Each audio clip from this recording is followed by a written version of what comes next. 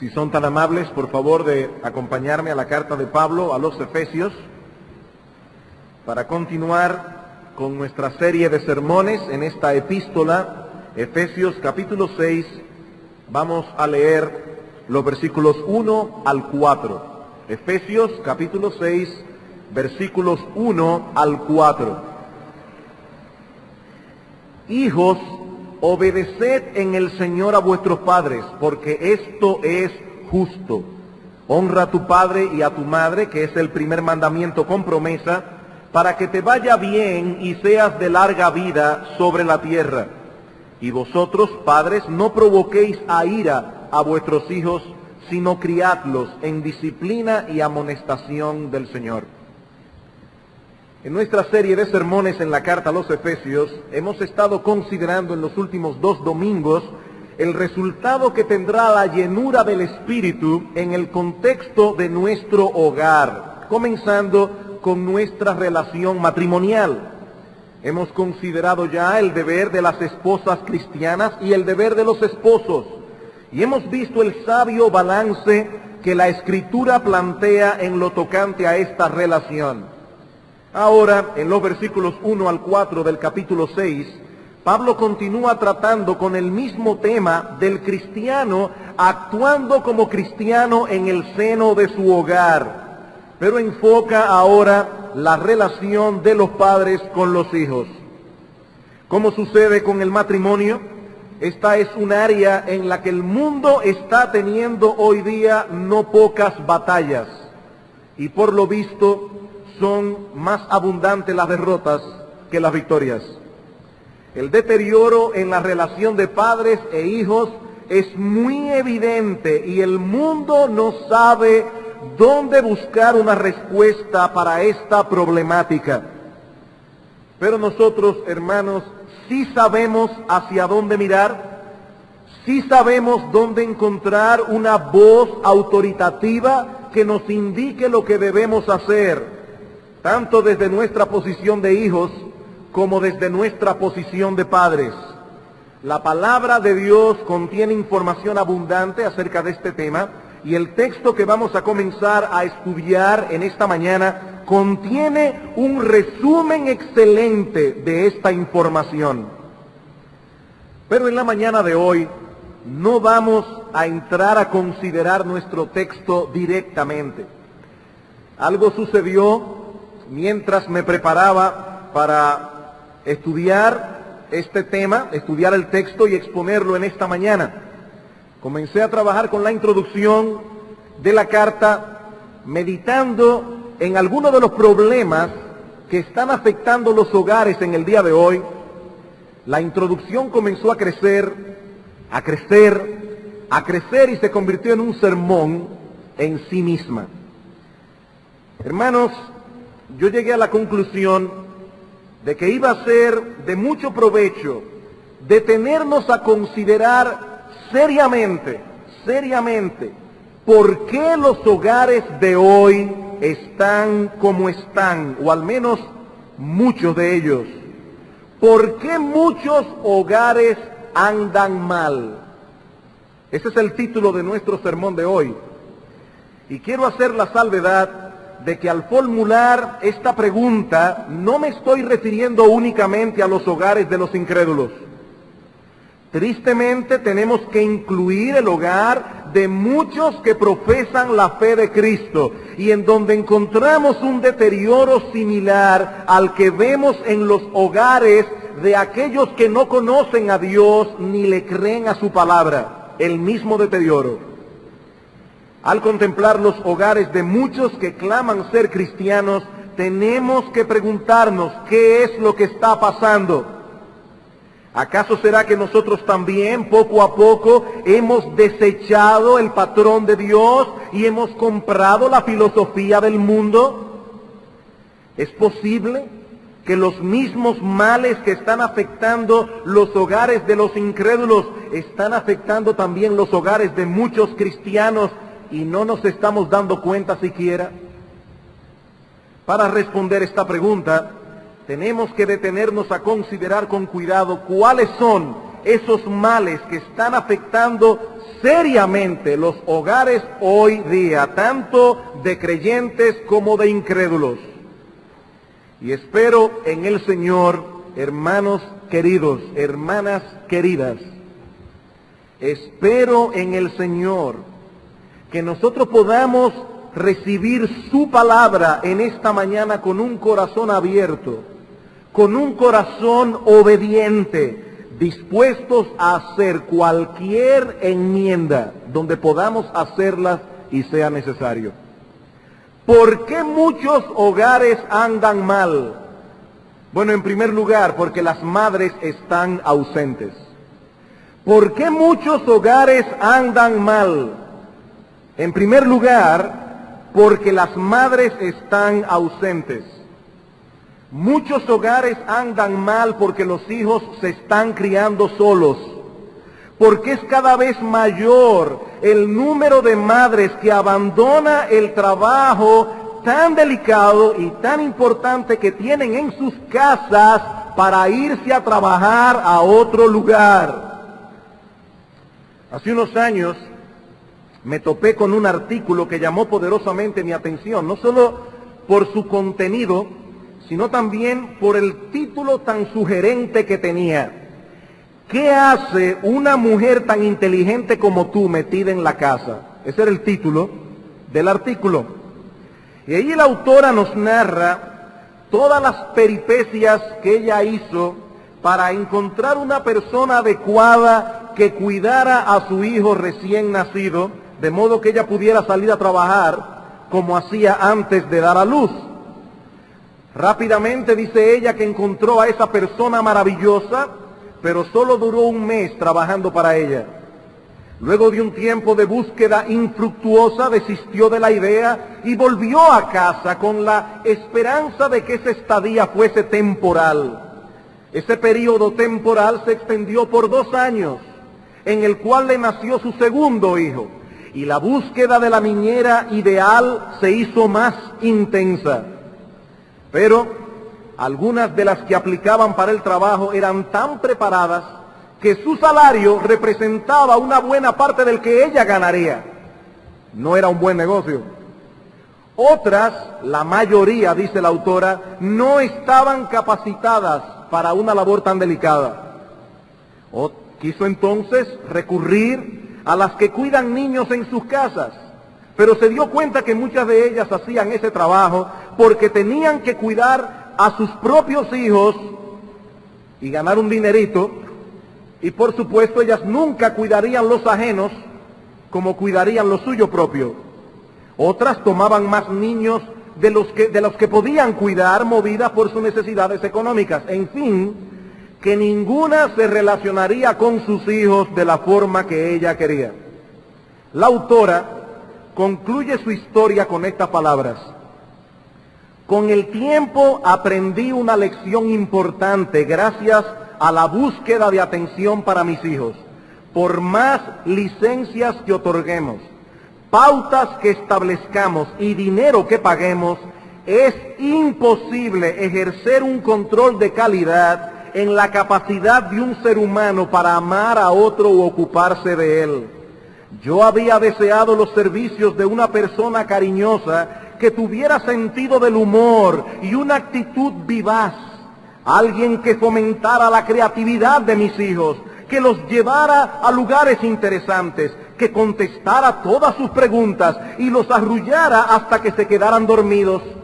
Lenta y dolorosamente llegué a una pasmosa conclusión: la persona que andaba buscando, la que había tratado con desesperación de contratar, era yo misma. Era yo misma. Cuando leí ese artículo hace unos cuantos años ya, me causó cierta gracia mezclada con cierta tristeza ese último comentario. Ella dice que llegó a la pasmosa conclusión de que era ella la que debía cuidar a sus propios hijos. Nuestras madres y nuestras abuelas hubieran considerado pasmoso lo contrario. Pero el mundo ha cambiado mucho, hermanos, sobre todo en los últimos 40 años. Y yo tengo impresión de que nos ha pasado como a la rana, que la van hirviendo poco a poco, su temperatura corporal se va adecuando al agua y la rana no se da cuenta que la están hirviendo hasta que muere hervida en agua caliente.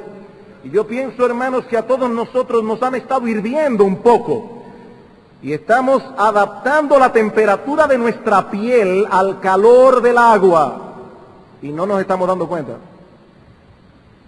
A través de los diversos medios de comunicación, el cine, la televisión, las revistas, se nos ha vendido la idea distorsionada de la mujer exitosa que trabaja fuera del hogar, que sale por las mañanas junto con el marido, cada uno a su oficina, en contraposición a la pobre conformista y mediocre que no da para otra cosa que para cuidar a sus hijos y su casa. Mientras la mujer ejecutiva pasa la mayor parte del día bien arreglada y es apreciada por sus logros profesionales, la otra, la pobre mediocre conformista, tiene que contentarse con ser una simple ama de casa, a quien nunca le darán un aumento de sueldo, ni la promoverán a un puesto más importante. Nunca tendrá una oficina propia con su flamante nombre en la puerta. Nunca. Definitivamente aquello parece más atractivo que esto. Y tristemente muchas mujeres han comprado esta filosofía y han dejado sus hogares sin la debida supervisión. Amados hermanos, la crianza de los hijos requiere de tiempo, mucho tiempo y una gran dosis de amor, paciencia, inteligencia y sabiduría. Esta idea de que la mujer realizada es la que sale a trabajar fuera y que solo las mediocres trabajan dentro es una mentira inventada por el enemigo de las almas para destruir los hogares y para dejar a nuestros hijos a merced de ellos mismos. Sabemos que muchas mujeres trabajan por necesidad, no porque ellas quieran hacerlo. Entendemos eso. Pero queridas hermanas, ese no es el ideal. Ese es un recurso que debe usarse cuando no se tiene ninguna otra opción. Absolutamente ninguna otra opción. A la larga, queridas hermanas, ningún dinero del mundo vale la pena si para ganarlo debemos descuidar la posesión más valiosa que Dios nos ha dado, nuestros hijos. Ningún dinero del mundo. Creo que fue Tagore, el escritor hindú que ganó premio Nobel de literatura ahí por el 24, quien escribió un relato sumamente aleccionador. Y voy a darles mi propia versión, porque esta semana estaba tratando de recordarlo, aún hasta fui a una librería, me puse a hojear todos los libros de Tagore y no encontré el famoso cuento. Así que yo le voy a dar mi versión. Este cuento narra la historia de una mujer que al enviudar se queda sin medio alguno de subsistencia para ella y para su hijo pequeño. Así que un día sale de su pueblo para ver qué encuentra o para morirse en el desierto.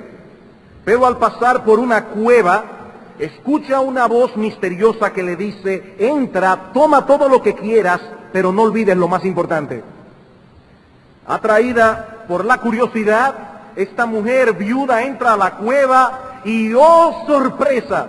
Encuentra allí un montón de joyas de inmenso valor, anillos, collares, brazaletes de oro puro y toda clase de piedras preciosas, rubíes, diamantes, zafiros, esmeraldas.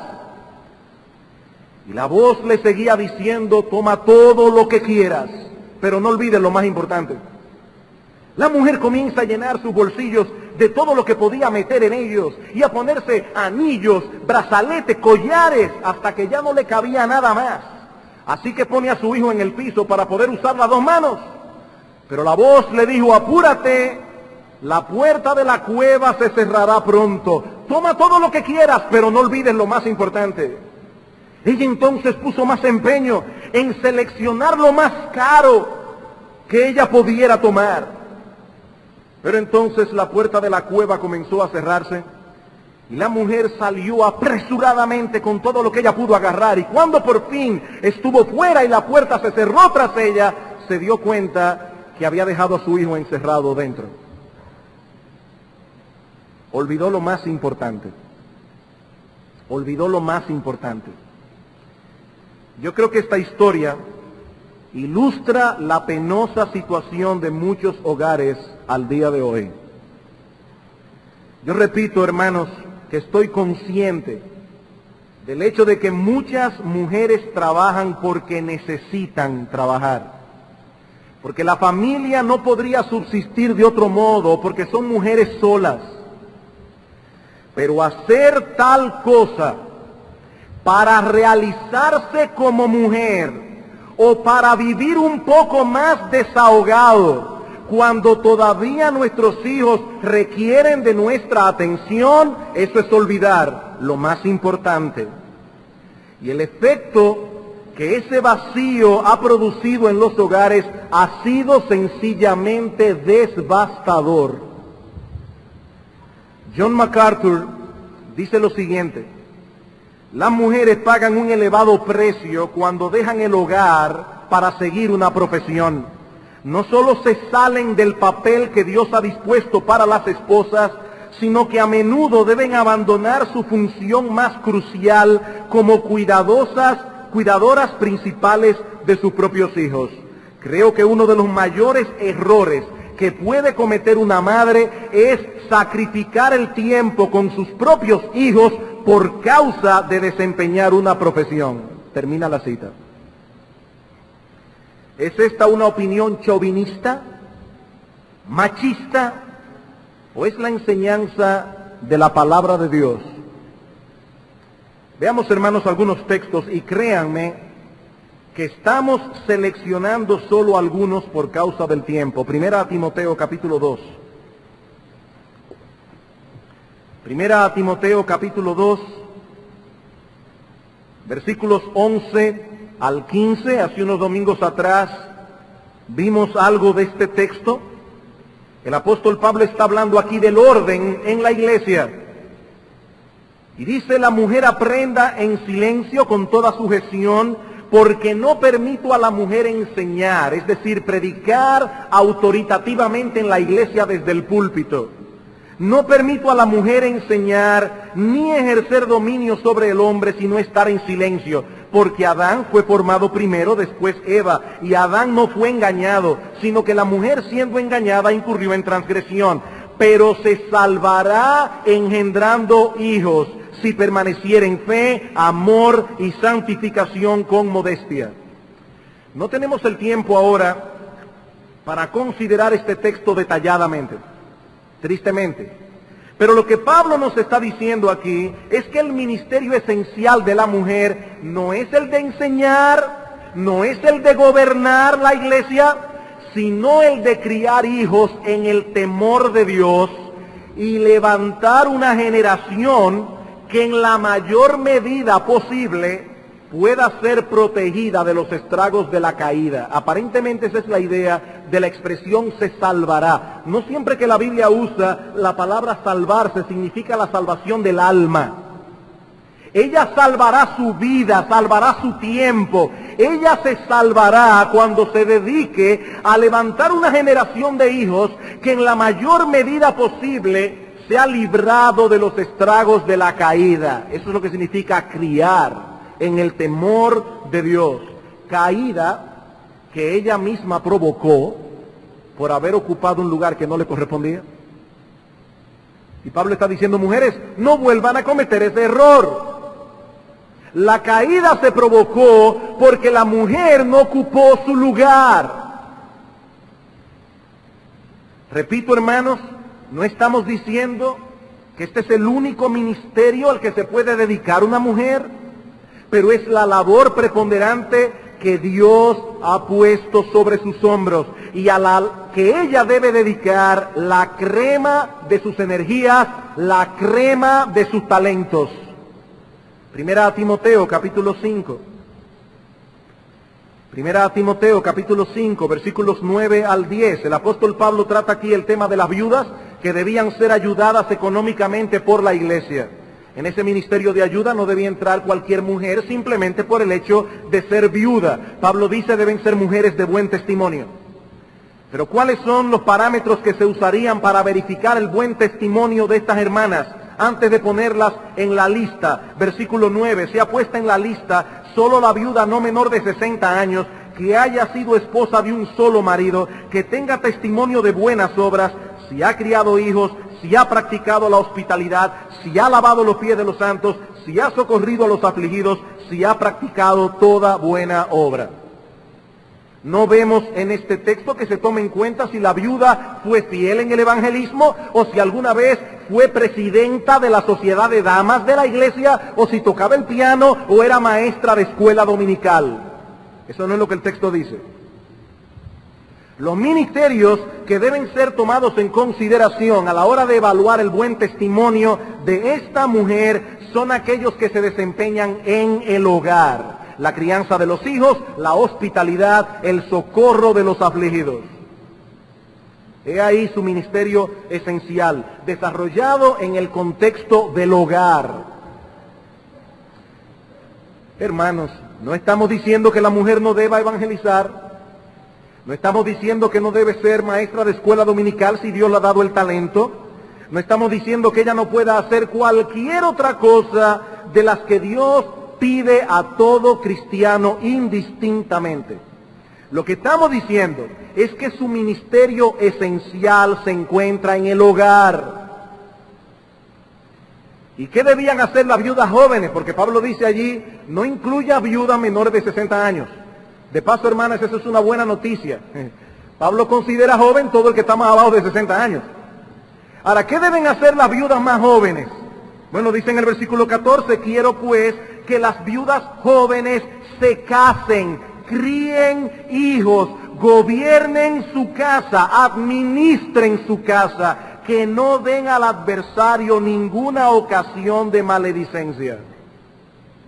Una vez más, Pablo vuelve sobre el mismo punto. El ministerio esencial de la mujer gira en torno al hogar.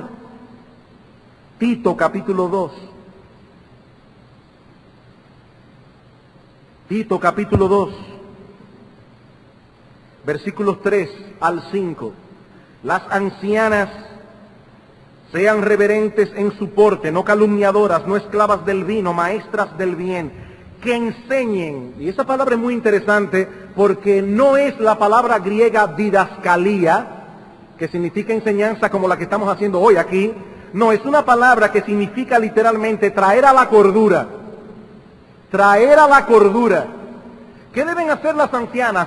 Traer a las más jóvenes a la cordura, enseñándoles a amar a sus maridos y a sus hijos, a ser prudentes, castas, cuidadosas de su casa, buenas, sujetas a sus maridos, para que la palabra de Dios no sea blasfemada.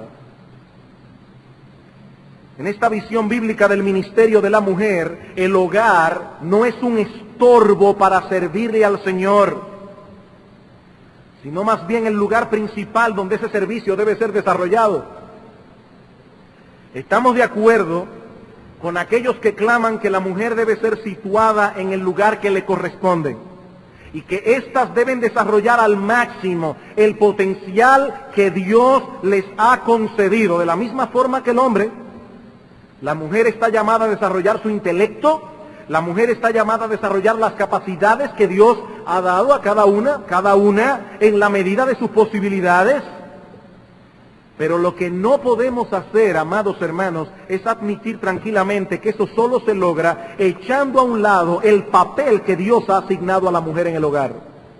Eso es lo que no podemos admitir. ¿Qué ustedes pensarían de mí si yo les digo, miren hermanos, hay un buen curso de arqueología que están dando ahí en una universidad en Jerusalén, y va a ser muy bueno que uno como pastor sepa arqueología, así que yo me voy de aquí y voy a estar 5 años estudiando arqueología y me voy a olvidar de la iglesia por 5 años? ¿Qué ustedes pensarían de eso? Ustedes pensarían que hubiera sido muy bueno que antes de yo ser pastor hubiera estudiado arqueología, pero no ahora. No ahora. este no es el momento. Haber arrojado a las mujeres fuera de esa esfera del hogar no ha sido una liberación para ellas, no lo ha sido. Lo que ha hecho es ponerles una carga adicional a la que antes tenían. Ahora tienen varios empleos, ese es el punto. Tienen varios empleos porque siguen siendo esposas y madres, igualito. Y ustedes lo ven en el trabajo, llamando por teléfono, tienen varios empleos. Eso no es una liberación, eso es una esclavitud. Como decía una mujer en una revista española que estuve leyendo hace unos meses atrás acerca de este tema, una revista secular. Esta mujer decía, nos han engañado, nos han engañado. Amadas hermanas, Dios les ha dado un ministerio glorioso que requiere dedicación, energía, tiempo, inteligencia y amor. Si bien el mundo no parece apreciar este trabajo, Dios sí lo aprecia. Dios sí lo aprecia. Y es a Él a quien servimos, no al mundo. Es a Él a quien daremos cuenta algún día. Algunas tienen que salir a trabajar porque no tienen otra opción. Pero debemos estar seguros de que no tenemos otra opción. Nada puede sustituir la labor de una madre en la vida de su hijo. Absolutamente nada. Y ninguna labor es más noble que la de criar hijos para la gloria de Dios. Cito una vez más a MacArthur aquí. Madres, no dejéis que nadie os engañe en el sentido de que haya algo innoble o trágico acerca de quedar en casa y criar a vuestra familia. No os dejéis llevar por la mentira de que estáis reprimidas si sois trabajadoras en casa en lugar de estar en el mundo laboral. Dedicarse totalmente a tu papel de esposa y madre no es represión, dice MacArthur, es la verdadera liberación. Multitudes de mujeres han seguido la mentira del mundo, se han puesto un elegante traje de chaqueta, han tomado un maletín, han dejado a sus hijos para que lo críe otra persona y se han introducido en el mundo del trabajo, solo para darse cuenta 15 años después que ellas y sus hijos tienen un gran vacío en sus corazones. Eso es una mentira. Y me llama la atención, hermano, que a veces las personas del mundo son más honestas que muchos cristianos. Estaba leyendo una entrevista que le hicieron a la actriz Katharine Hepburn. Ella dijo lo siguiente: yo no estoy segura de que las mujeres puedan compatibilizar exitosamente la maternidad con una carrera. El problema de las mujeres de hoy día es que lo quieren todo, pero nadie lo puede tener todo. Y sigue diciendo ella, yo no he tenido hijos que me hayan perjudicado. Dice, yo tomo una decisión, yo quiero ser actriz, no voy a tener hijos que me perjudiquen. Ni he perjudicado a ningún hijo trayéndolo al mundo y luego prosiguiendo mi carrera. Y Joanne Woodward, otra actriz, dice en un tono similar, mi carrera ha sufrido a causa de mis hijos y mis hijos han sufrido a causa de mi carrera. Me he encontrado dividida y no he podido funcionar completamente en ninguno de los dos campos. No conozco a ninguna persona que desempeñe ambas funciones con éxito y conozco a muchas mujeres que trabajan. Dice ella, yo no conozco a ninguna. Antes de pasar a nuestro próximo punto, debo hacer una salvedad. Nuestro énfasis en esta mañana no es únicamente que la mujer no salga fuera de la casa a trabajar a menos que sea estrictamente necesario. Ese no es nuestro énfasis. Nuestro énfasis es que trabaje en la casa. No es lo mismo. No es que no salga afuera, es que trabaje dentro. Queridas hermanas, ustedes tienen un trabajo que hacer en una empresa que se llama hogar. Cuando tú te levantas por la mañana, tú vas a una oficina a trabajar. Tú tienes una empresa, se llama hogar. ¿Quién es el dueño de la empresa? Dios. ¿Quién te contrató? Dios. Tu marido es solo administrador general. Y en esa empresa, mi hermana, hay mucho que hacer. Hay mucho que hacer. Moldear el carácter de nuestros hijos, administrar sabiamente un hogar, es una labor a tiempo completo. A tiempo completo. Si empleas tu tiempo en hablar horas y horas por teléfono, en salir de compras, para aquí y para allá, molear, como dicen en Miami, y hacer un montón de diligencias en el día, mi hermana, tú no estás trabajando dentro, no estás haciendo lo que debes hacer. No es que no salgas a trabajar fuera, es que trabajes dentro. Es que hay una empresa allí que no puede manejarse sola sin la supervisión debida. No se puede. Ahora, este no es el único problema que está afectando los hogares hoy día. A eso debemos añadir, en segundo lugar, la ausencia de los padres.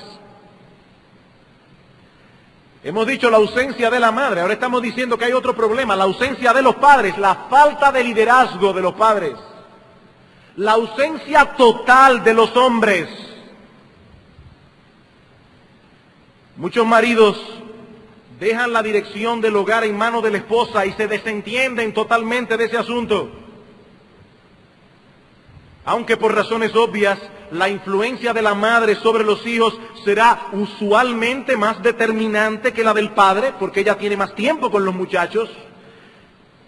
El liderazgo en la tarea de moldear el carácter de nuestros hijos y de prepararlos para la vida recae sobre los hombros de los padres, no de las madres. El liderazgo. Veamos el texto otra vez, Efesios 6. No hemos entrado a estudiar el texto, esto lo veremos si Dios lo permite el domingo próximo.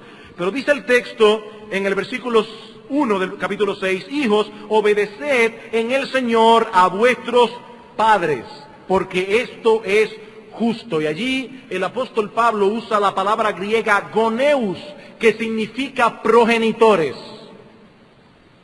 Hijos, obedeced en el Señor a vuestros progenitores, a los dos. Por eso en el versículo 2 dice, honra a tu padre y a tu madre, que es el primer mandamiento con promesa. Pero luego en el versículo 4, el apóstol Pablo usa una palabra diferente, aunque en español es la misma, en griego es otra. Dice, vosotros padres. Y la palabra griega allí es páteres, páteres, que señala específicamente al padre, no a la madre. Vosotros padres, no provoquéis a ira a vuestros hijos, sino criadlos en disciplina y amonestación del Señor. Los hijos le deben obediencia a ambos padres por la sencilla razón de que ambos son una autoridad sobre ellos. Ambos padres han de dedicarse a la tarea de moldear el carácter de sus hijos, pero es el deber del hombre, es el deber del padre tomar, asumir el liderazgo en este asunto. ¿Y eso qué significa? Bueno, eso significa, por un lado, que el hombre debe procurar proveer lo suficiente para que su esposa no tenga que salir a trabajar. Eso es lo primero que significa. Que el hombre debe procurar ganar lo suficiente, proveer lo suficiente para que su esposa no tenga que salir a trabajar fuera de la casa. Pastor, la situación aquí está dura. Sí lo sabemos. Lo sabemos, pero si tú no produces lo suficiente, debes estar seguro, debes asegurarte de que eso no se deba a tu irresponsabilidad o a tu pereza. Bien, estás haciendo todo lo que puedes y no ganas lo suficiente. Bueno, tenemos que someternos a la providencia de Dios, pero tienes que asegurarte de que estás haciendo lo suficiente. Tienes que asegurarte de que no es por irresponsabilidad, de que no es por pereza. Tú tienes que hacer todo lo que esté a tu alcance, mi hermano, para que tu esposa esté en casa. Esa es tu responsabilidad. Tú tienes que hacer todo lo que esté a tu alcance para que tu esposa esté en casa. Por otro lado, es el deber del hombre trazar las directrices en el hogar y velar porque esas directrices se cumplan. Él debe hacerle ver a su esposa lo mucho que él aprecia el hecho de que ella esté en casa haciendo lo que debe hacer. Alábala continuamente. Dile lo que tú disfrutas, llegar a casa y encontrarte allí a tu esposa esperándote a ti. No que tú llegues solo, esperar que ella llegue de su oficina. Dile lo que tú aprecias eso. Anímala. Porque ser ama de casa es un trabajo muy desanimante. Anímala tú, mi hermano. Pero más aún, él tiene una responsabilidad directa de dedicarse a esa tarea. No es simplemente decirle a la esposa, haz esto, haz lo otro. Cuando yo llegue quiero que esté esto hecho. No. Es involucrarte tú mismo en la medida de tus posibilidades. Primera Tesalónica capítulo 2. Primera Tesalónica capítulo 2.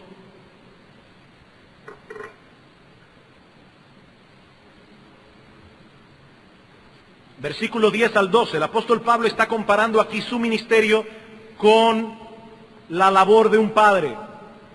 Dice, vosotros sois testigos y Dios también de cuán santa, justa e irreprensiblemente nos comportamos con vosotros los creyentes. Así como también sabéis de qué modo, como el Padre a sus hijos, exhortábamos y consolábamos a cada uno de vosotros y os encargábamos que anduvieseis como es digno de Dios, que os llamó a su reino y gloria. Hermanos, la imagen que el apóstol Pablo está presentando aquí de un padre no es la de un hombre ausente. La imagen que Pablo está presentando aquí es la de un hombre interesado en cada uno de sus hijos. Este hombre los conoce bien, de tal manera que él puede exhortar y consolar a cada uno de ellos, a cada uno, conforme a su necesidad. En algunas tribus de Sudáfrica, el hombre tiene 3 responsabilidades básicas en el hogar: producir hijos, proveer comida y proteger a la familia. De modo que para ser un padre efectivo solo se necesitan 3 cosas. Hay que ser un patriarca, un buen cazador y un buen guerrero. Eso es todo. Ahora bien, una vez ese hombre entra por la puerta de su casa, él no tiene ninguna otra responsabilidad. Ninguna otra responsabilidad. Él produce hijos, va de cacería y a la guerra. Todo lo demás está en la mano de la mujer. Ahora, hermano, yo le pregunto, ¿no es familiar para nosotros esa escena? Tenemos que ir al África a encontrar esa mentalidad tribal. Yo creo que no. Yo creo que no. Todos nosotros conocemos hombres así. Son muy civilizados para muchas cosas, muy profesionales. Pero en lo que respecta a su responsabilidad paterna son un 0 a la izquierda. ¿Por qué es esto así? Bueno, en algunos casos por pereza, egoísmo y avaricia. Una triada fatal: pereza, egoísmo y avaricia. Algunos están tan ocupados produciendo dinero que no tienen tiempo para ocuparse de sus hijos. Esa es la triste realidad. En otros casos es por ignorancia, temor e ineptitud. Otra triada fatal. Ignorancia, temor e ineptitud. Muchos padres descuidan a sus hijos simplemente porque se sienten ineptos, ignorantes, incapaces. Y esto comienza desde que el bebé nace y hay que cambiarle el pañal o hacer cualquier otra cosa. Hay padres que no saben hacer eso. Son brillantes en su profesión, pero se volverían locos si sus esposas les dejaran el bebé por un momento para que ellas puedan descansar o hacer otra cosa. Se vuelven locos. Algunos padres parecen pensar, yo he llegado a esa conclusión, que el pañal mojado del bebé tiene ácido de batería. Yo creo que ellos piensan eso. Padres, créanme, la orina de un niño no hace daño, ni el excremento tampoco. No hace daño. No es ácido de batería. Ni Antrax, no tiene Antrax.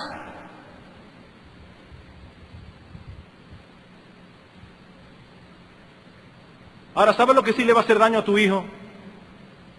Es tener a un padre que no estuvo con él en las etapas más importantes de su vida. Eso sí le va a hacer daño a un hijo. A ti no te va a hacer daño el pañal mojado, pero a tu hijo sí le va a hacer daño saber que tú no tuviste presente en las mejores etapas de su vida, en las más importantes. Mi hermano, no te extrañes cuando tu hijo sea un adulto y te des cuenta de que el tiempo ha pasado y de que eres un desconocido para él y él para ti. No te extrañes, es que tú no estuviste ahí. Tú vivías en la misma casa, pero tú no estuviste ahí. Otra causa de ese abandono, y esta es penosamente más común de lo que nosotros quisiéramos aceptar, es un celo mal dirigido por servir al Señor. Un celo mal dirigido por servir al Señor. Líderes de nuestra iglesia que me escuchan, permítame decirles algo con toda seriedad. El servicio al Señor no es una excusa para descuidar nuestra responsabilidad como padres. El servicio al Señor no es una excusa. Yo no dudo que tengas un sincero deseo de servir a Cristo, pero debemos saber que nuestra sinceridad no aminora el daño que estamos causando a nuestros hijos si los descuidamos. Y ese peligro no es únicamente de los líderes de la iglesia. No es únicamente de los líderes de la iglesia. Ningún creyente está exento de caer en esa mentalidad desbalanceada. Todo creyente verdadero ama al Señor y eso está bien. Anhelan servir al Señor.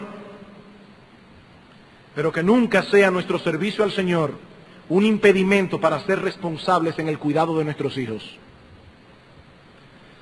¿Qué diríamos de un padre que descuida la alimentación de sus hijos para dar de comer a los hijos del vecino?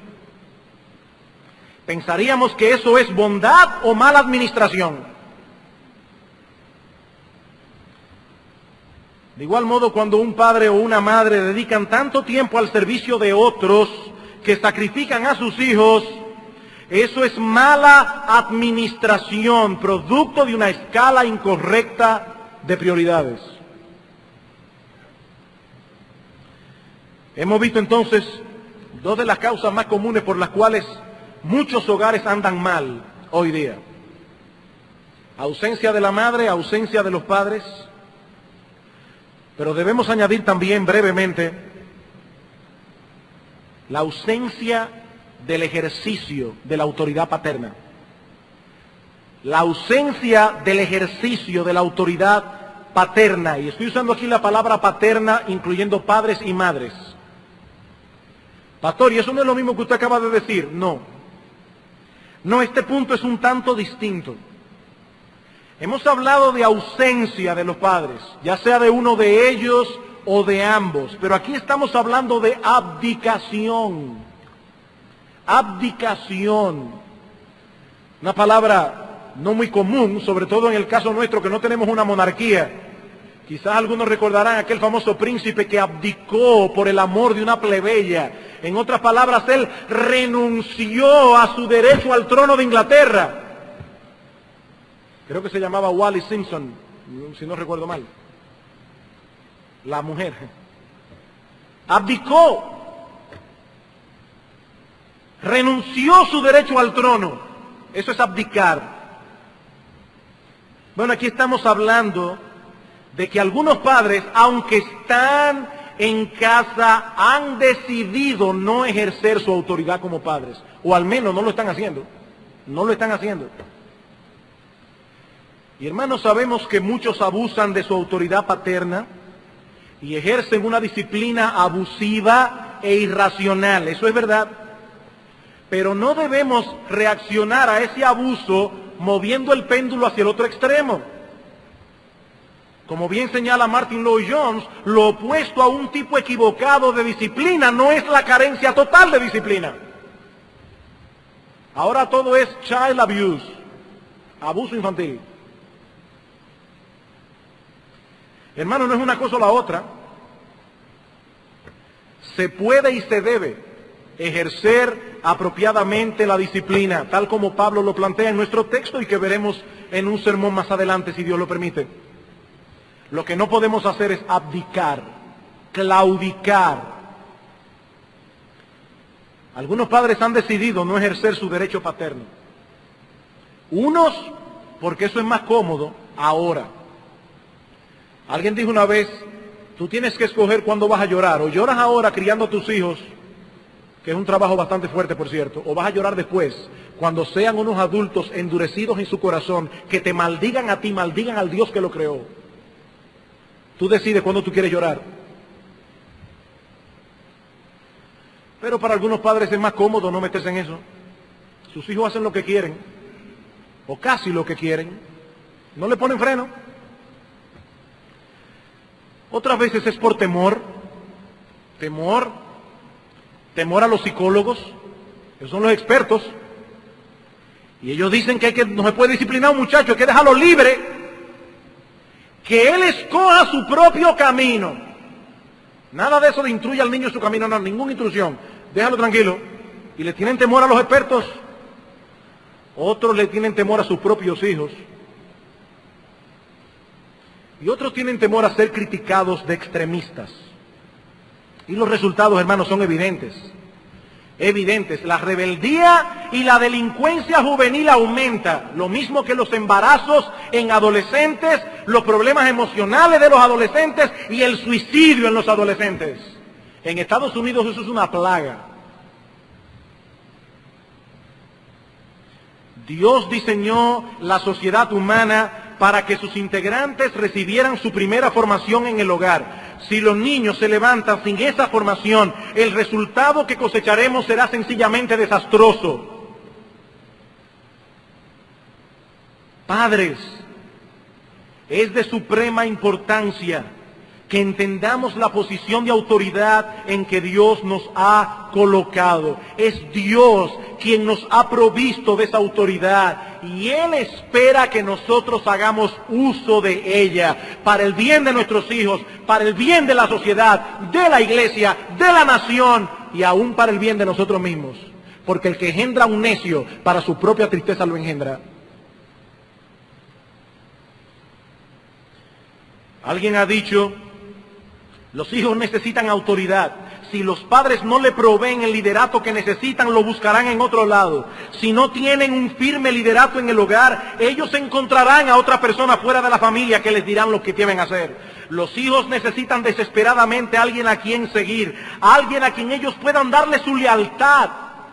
Dios ha hecho que sus almas respondan a la autoridad paterna. Por consiguiente, ellos encontrarán un sustituto si sus padres abdican de su posición. Ellos encontrarán un sustituto. Padres, estas palabras deben ser tomadas con toda seriedad. Dios espera que nosotros funcionemos como padres. Como padres.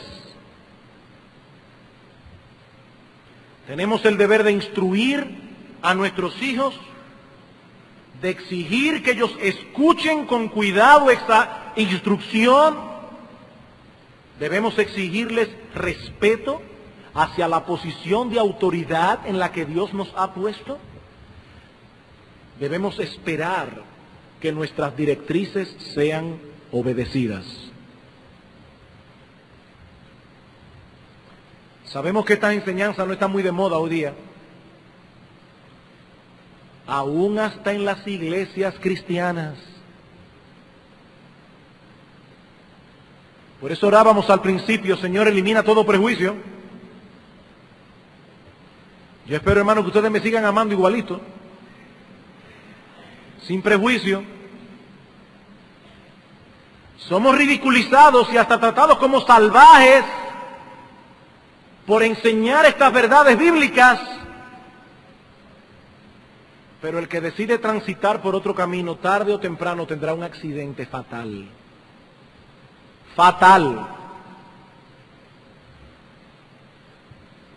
He aquí entonces algunas de las razones de por qué muchos hogares andan mal. Hay otras cosas que hubiésemos podido decir, Pero creo que estas son suficientes para que hagamos una evaluación objetiva y corrijamos lo deficiente donde podamos hacer corrección. Hermanos, no podemos quedarnos en los síntomas de la enfermedad. Tenemos que descubrir la raíz del problema y corregir el problema. Si el paciente tiene fiebre, no podemos limitarnos a ponerle un bolso de hielo. Tenemos que investigar la causa, atacar la causa. Es posible que algunos aquí se estén dando cuenta de que su hogar tiene fiebre, pero me temo que muchos se están limitando a ponerle bolsas de hielo. Hermanos, si nuestro hogar tiene fiebre, tenemos que preguntarnos cuál es la causa de este mal. ¿Por qué mi hogar no anda bien? ¿Es por alguna de esas cosas que hemos mencionado hoy o tal vez por alguna otra? Si a través de este sermón has visto algo que no estabas contemplando o lo has visto mucho más claramente, dale gracias a Dios, mi hermano, dale gracias a Dios. Qué bueno es cuando vamos al médico con un dolor, y por fin el médico toma los análisis y dice, aquí está el problema. Aquí está el problema. ¿Qué vamos a hacer ahora? ¿Sentarnos a llorar porque tenemos un problema? No. Doctor, ¿cuál es el tratamiento? Esa es la respuesta adecuada. ¿Cuál es el tratamiento? Evaluémonos, hermanos, delante de Dios y hagamos las enmiendas necesarias para que nuestros hogares sean lo que Dios quiere que sean. Estas cosas no han sido dichas para que nos juzguemos unos a otros. Y hago esta advertencia con mucha seriedad. Estas cosas no han sido dichas para que nos juzguemos unos a otros, sino para que cada cual evalúe su propia vida, porque la situación particular de cada casa solo la conocen los que están adentro. No se ponga a juzgar a otros. Enfoque la luz de la palabra a su propia vida, a su propio hogar. Pero que Dios nos ayude a ser objetivos. Volvamos, hermanos, a la ley y al testimonio. He aquí el manual de Dios para el buen funcionamiento de nuestros hogares. Y cuando el diablo venga a decirte que esto no es tan así, y yo creo que ya muchos han comprado aquí mismo en esta iglesia esa mentira del diablo. Sí, es así, pero no es tan así. Mi hermano amado, cuando el diablo venga a susurrarte en los oídos que esto no es tan así, entonces dile a tu alma con toda la firmeza de la que seas posible, sea Dios veraz y todo hombre mentiroso. El cielo y la tierra pasarán, dice Cristo, mis palabras nunca pasarán. Es la infalible, inerrante y todo suficiente palabra de Dios. ¿Quieres que tu hogar funcione? Aquí está el manual. No existe ningún otro. Vamos a orar.